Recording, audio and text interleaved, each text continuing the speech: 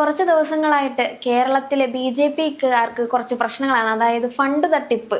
ഇപ്പം നമുക്കറിയാം, അഞ്ജന രഞ്ജിത്ത് എന്ന് പറഞ്ഞ അവര് കുറെ രൂപ തട്ടിയെടുത്തു. പിന്നെ കുറെ പേരുടെ പേരിൽ ഇപ്പൊ കുറെ വരുന്നതുണ്ട് ഫണ്ട് തട്ടിപ്പ് എന്നും പറഞ്ഞു.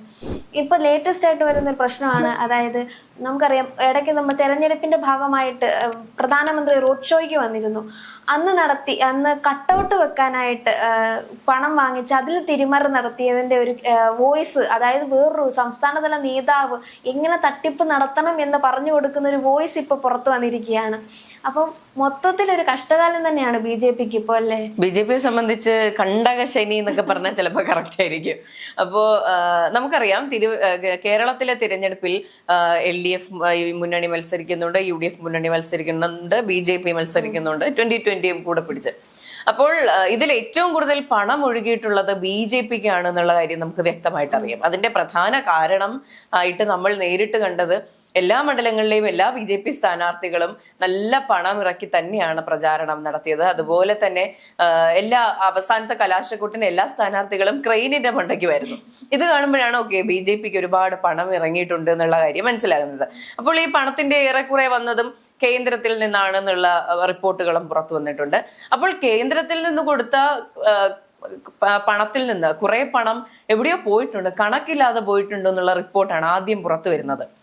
അപ്പോൾ അത് ഏത് വിധേനയും ആകാം, എങ്ങനെ വേണമെങ്കിലും ആകാം ഇത് ചിലവാക്കിയിട്ടുള്ളത്. അല്ലെങ്കിൽ ഈ പറഞ്ഞതുപോലെ 175 രൂപയ്ക്ക് കട്ടൗട്ട് ചെയ്തു കൊടുക്കാമെന്നൊരു കമ്പനി അറിയിക്കുന്നു.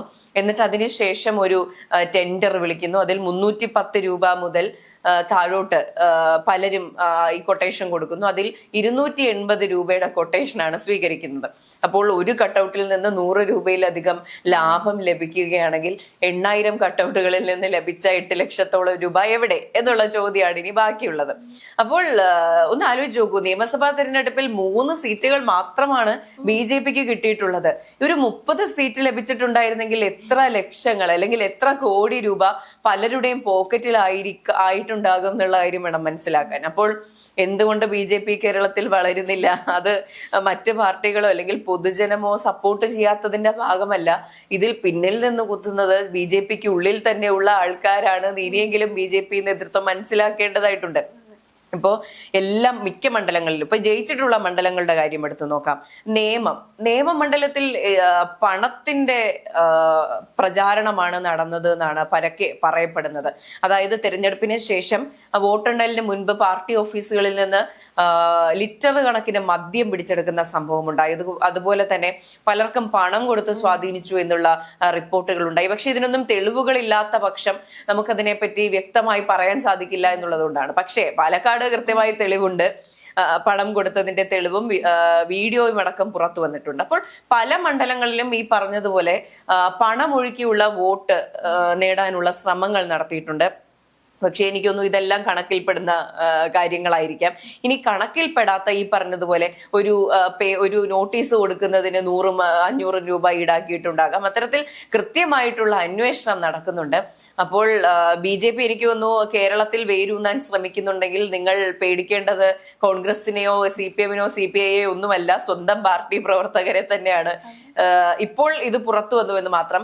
ഏത് തിരഞ്ഞെടുപ്പ് എടുത്ത് നോക്കിയാലും, കഴിഞ്ഞ ലോക്സഭാ നിയമസഭാ തെരഞ്ഞെടുപ്പുകൾ അല്ലെങ്കിൽ ത്രിതല പഞ്ചായത്ത് തിരഞ്ഞെടുപ്പുകൾ എല്ലാം എടുത്തു നോക്കുകയാണെങ്കിൽ നമുക്ക് കാണാൻ സാധിക്കുന്നത് കൃത്യമായ പണമൊഴുക്കായിരുന്നു. ഇപ്പോൾ ഈ പറഞ്ഞ തട്ടിപ്പ് വളരെ കോൺഫിഡന്റ് ആയിട്ട് ചെയ്തിട്ടുണ്ടെങ്കിൽ കഴിഞ്ഞ തിരഞ്ഞെടുപ്പുകളിൽ എത്രത്തോളം ഈ പറഞ്ഞ തട്ടിപ്പ് നടന്നിട്ടുണ്ടാകാം, അതിന് ഈ സ്ഥാനാർത്ഥികളുടെ എത്രത്തോളം സപ്പോർട്ട് കിട്ടിയിട്ടുണ്ടാകാം. രാജീവ് ചന്ദ്രശേഖർ എന്തെല്ലാം കാര്യങ്ങൾക്ക് മൗന സമ്മതം കൊടുത്തിട്ടുണ്ടാകാം. ഇപ്പോ രാജീവ് ചന്ദ്രശേഖറിന്റെ കയ്യിൽ പൈസ ഇല്ലാത്തത് കൊണ്ടല്ല, അദ്ദേഹം ഒരു വമ്പൻ ബിസിനസ്സുകാരനാണ്, അദ്ദേഹത്തിന് പണത്തിന്റെ ആവശ്യമുണ്ടാവില്ല. പക്ഷെ ഈ പറഞ്ഞ കണ്ണടച്ചു കൊടുക്കുക എന്നുള്ളൊരു സംഭവം ഉണ്ടല്ലോ, അത് കൃത്യമായി നടന്നിട്ടുണ്ടാകാം. അപ്പോൾ BJP നേതൃത്വം ശ്രദ്ധിക്കേണ്ടിയിരിക്കുന്നു. ശരിക്കും നാണക്കേടാകും കേരളത്തിൽ. ഇനി ട്രോളാൻ ഇത് മാത്രമേ ബാക്കി ഉണ്ടാവുള്ളൂ.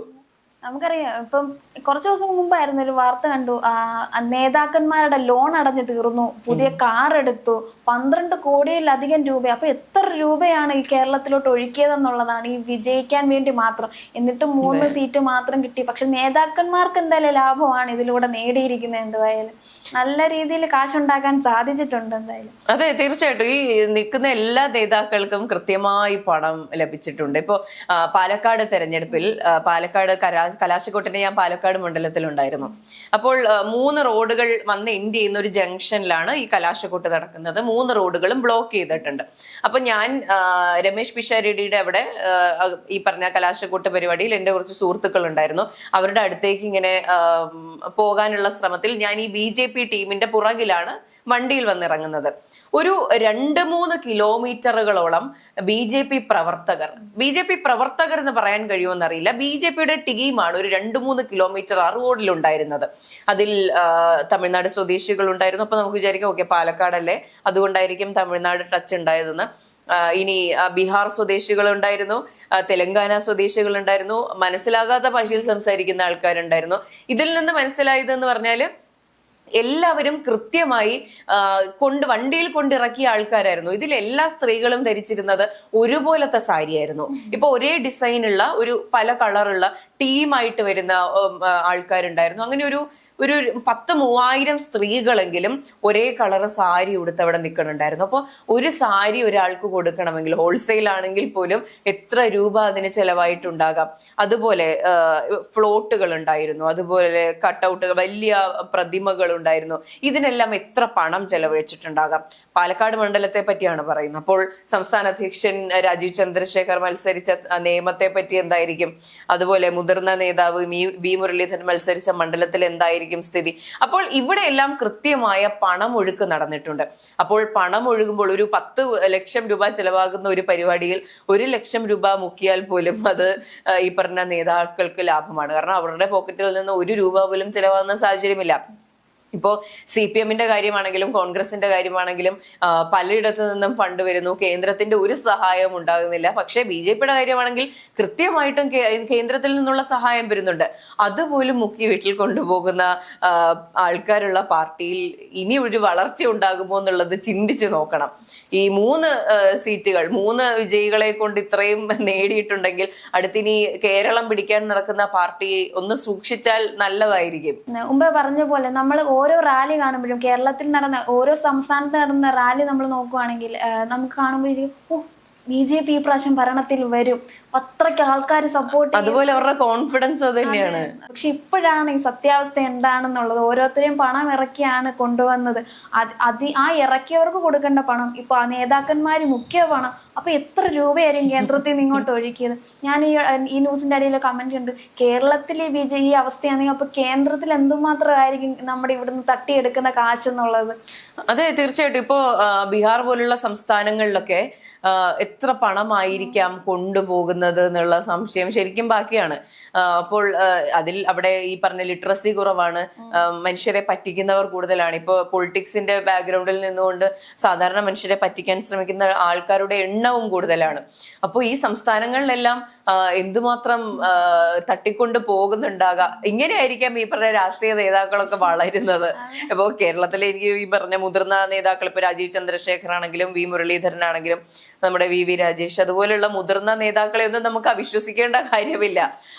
അവിശ്വസിക്കേണ്ട സാഹചര്യം ഉണ്ടാകാതിരിക്കട്ടെ. ഇപ്പൊ കാസർഗോഡ് അല്ലെങ്കിൽ മലബാർ മേഖലയിലെ ഒരു മുതിർന്ന നേതാവാണ് ഇതിനെല്ലാം പിന്നിൽ റിപ്പോർട്ട് കാണുന്നുണ്ട്. അതുപോലെ തന്നെ PR ഏജൻസിക്ക് കൊടുത്ത വർക്കുമായി ബന്ധപ്പെട്ട് കുറെ സാമ്പത്തിക തിരിമറികൾ, ഇപ്പൊ ഈ പരിപാടിയിൽ ഈ എഗ്രിമെന്റിൽ നിന്ന് പിന്മാറിയ ശേഷം പണം തിരികെ കൊടുത്തില്ല എന്ന റിപ്പോർട്ടുകളുണ്ട്. ഇതിന് ഈ പറഞ്ഞ ഇടനില നിന്ന് ആ മുതിർന്ന നേതാവ് കൊണ്ടുപോയതാണോ എന്നറിയില്ല. അപ്പോൾ ശരിക്കും തെരഞ്ഞെടുപ്പിന് ശേഷം ഇപ്പോൾ BJPയിൽ ആകെ കളർഫുൾ ആണ് കാര്യങ്ങൾ. തിരുവനന്തപുരം കോർപ്പറേഷന്റെ കാര്യമാണെങ്കിലും അല്ലെങ്കിൽ സാമ്പത്തിക ഇടപാടിന്റെ കാര്യമാണെങ്കിലും. പക്ഷെ ഇതൊക്കെ മോദി കേൾക്കുമ്പോൾ ഉള്ള ബുദ്ധിമുട്ടിനെ പറ്റി ഒന്ന് ആലോചിച്ച് നോക്ക്. ഒരു സപ്പോർട്ടും ഇല്ലാത്തൊരു സംസ്ഥാനത്ത് റോഡ് ഷോയ്ക്ക് വന്നിറങ്ങുന്നു. അതിന് പോലും പണം തട്ടുന്ന പ്രവർത്തകരെ ഇനി എങ്ങനെ മോദി വിശ്വസിക്കും എന്നാണ് ചിന്തിക്കേണ്ടത്.